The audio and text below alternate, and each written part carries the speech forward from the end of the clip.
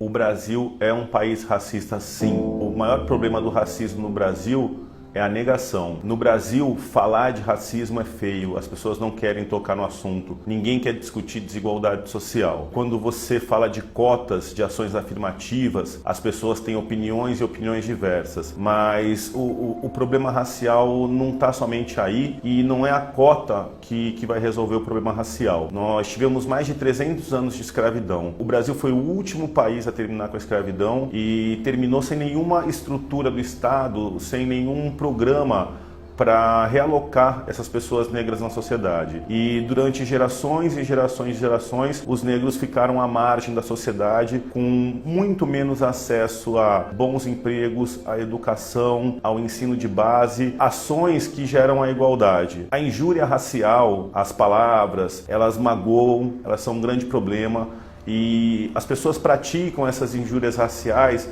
sem ter consciência do que elas estão falando. Tem uma música do Jorge Aragão que fala: se preto de alma branca para você é um exemplo da dignidade, para nós negros nos machuca e nos faz sofrer. Muitas vezes eu fui apresentado em lugares: olha, esse aqui é o da Cunha, ele é delegado de polícia, esse aqui é um preto de alma branca. Eu nunca repudiei, nunca falei nada, nem me sinto vitimizado, mas assim, aquela pessoa cresceu ouvindo injúrias raciais e ela continua propagando sem saber que aquilo machuca o irmão dela. 50% do país é negro. A maior desigualdade racial do Brasil não está nessas injúrias raciais, nessas palavras.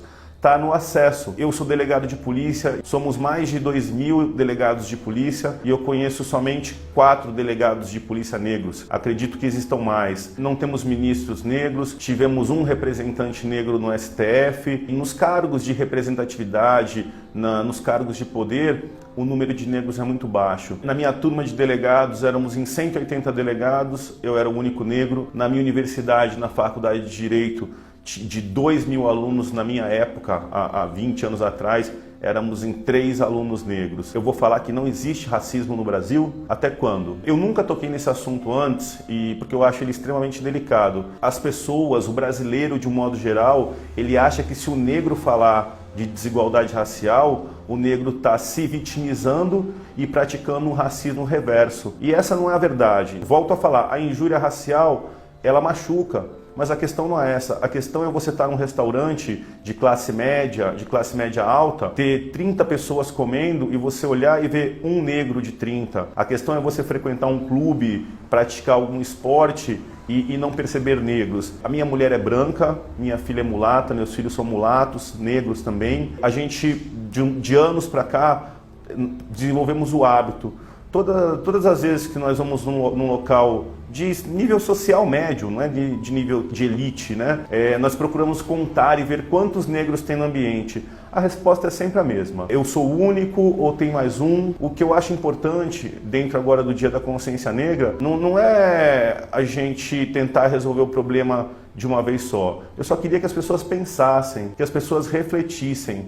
Essa injúria racial do negro de alma branca. Amigos meus falam isso pra mim várias vezes e acham que eu não fico magoado. Eu fico muito magoado. Mas assim, são meus amigos e eu repito, né? Eles não sabem o que eles estão falando. Se eu falar como negro, se eu colocar numa roda de pessoas brancas a questão da cota, na grande maioria das vezes eu vou ser atacado. Em relação à cota, eu concordo com a cota em parte. A cota, ela tem que ser para todo aquele que não teve acesso à educação, não somente para negro. Mas quando a gente fala disso, de todo aquele que não teve acesso, quando a gente chega na favela, a gente tem 70% de negros na comunidade e mais 30% de nordestinos. O número de pessoas brancas, de origem europeia e etc. é muito pequeno. A periferia é negra. Eu sou delegado de polícia, já aprendi mais de 4.000 pessoas. Todo dia eu estou vendo que a grande maioria das pessoas que estão infringindo a lei, que estão sendo presas, são negras. Eu converso com eles, eu pergunto.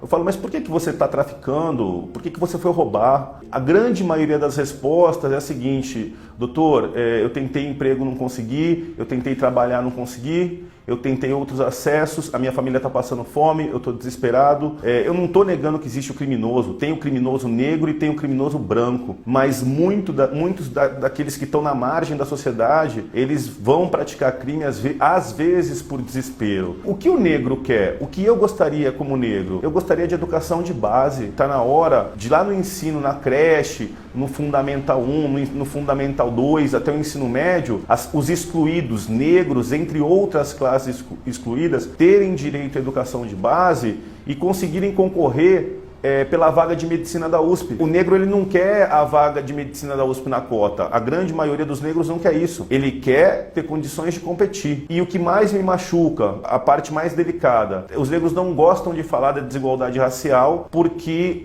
tirando os próprios negros, o restante do Brasil nega. Então, quanto mais você vence na vida, minha mãe é semi-analfabeta, meu pai é semi-analfabeto, eu passei pelo judô, pelo esporte, passei pelo exército, fui oficial do exército, sou delegado de polícia, tive cargos de chefia e sempre olhei para o lado e sempre estava sozinho.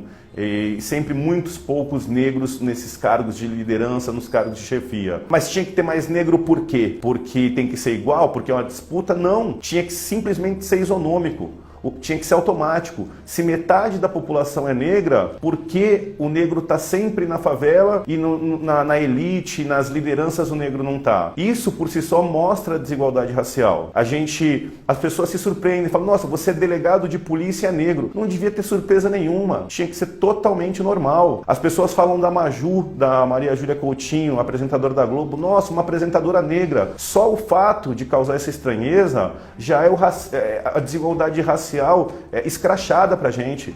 E isso acontece o dia inteiro. Muitas vezes eu vou em lugares, as pessoas, nossa, você é delegado? Eu era delegado em Miracatu. 2 mulheres entraram correndo na delegacia, uma branca e uma negra. E eu estava parado na porta da delegacia. A mulher negra falou para mim, eu queria falar com o delegado de polícia. Eu falei, pois não, senhora, pode falar. Ela falou, não, com o delegado eu queria falar. Eu falei, pois não, senhora, pode falar. Ela falou, não, meu filho, você não... A negra falou isso para mim. Eu falei, senhora, eu sou o delegado de polícia. Quando eu falei isso, ela começou a gritar, aleluia, senhor, obrigado, senhor. A outra mulher branca se aproximou, ela falou assim, agora você vai ver, você me xingou, você me injuriou por causa da minha cor, olha agora, ele é negro também. Então assim, já acontecendo ali, a própria negra me discriminou sem nem perceber, porque eu era negro, ela não conseguia acreditar que eu era delegado.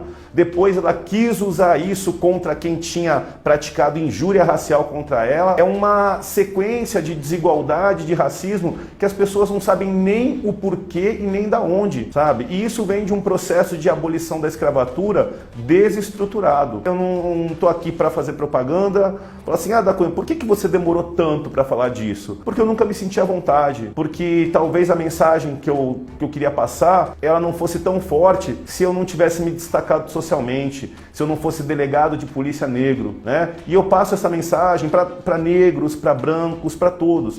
Vamos olhar para as minorias. Estatisticamente, a maior minoria que nós temos é a negra, mas temos outras minorias. E assim, as pessoas têm que ter o direito de sonhar. O que eu sempre quis, eu nunca tive direito de sonhar com medicina na USP. Eu fui para o exército, eu fui ser delegado e eu fui seguindo os caminhos das oportunidades que me apareceram. Eu acho que a gente tem que, consciência negra, a gente tem que pensar assim. Estou falando hoje porque acho que chegou o momento de eu falar. Eu acho que a gente tem que pensar em diminuir a desigualdade. Só isso. Existe racismo, mas o Brasil é um país maravilhoso, o nosso povo é maravilhoso e se todos nós com inteligência pensarmos, tivermos ideias juntos, a gente vai diminuir essa desigualdade e não vai se assustar por um negro estar no STF ou por um negro estar em algum lugar e também não vai fazer a conta se é negro ou se é branco. A desigualdade racial, ela vai terminar o dia que ninguém mais olhar para a cor de ninguém. São raros os momentos que eu lembro que eu sou negro. As pessoas me lembram que eu sou negro, mas eu não lembro que eu sou negro e nem lembro que ninguém é branco ou negro. Eu lembro só que eu sou um ser humano. Mas quando eu olho para essas questões de educação, para tudo isso que a gente está debatendo, eu falo, infelizmente, existe a desigualdade racial e existe o racismo. Eu sou delegado de polícia, eu sou negro, injúria racial é crime e racismo é crime. Eu tô de olho nisso aí.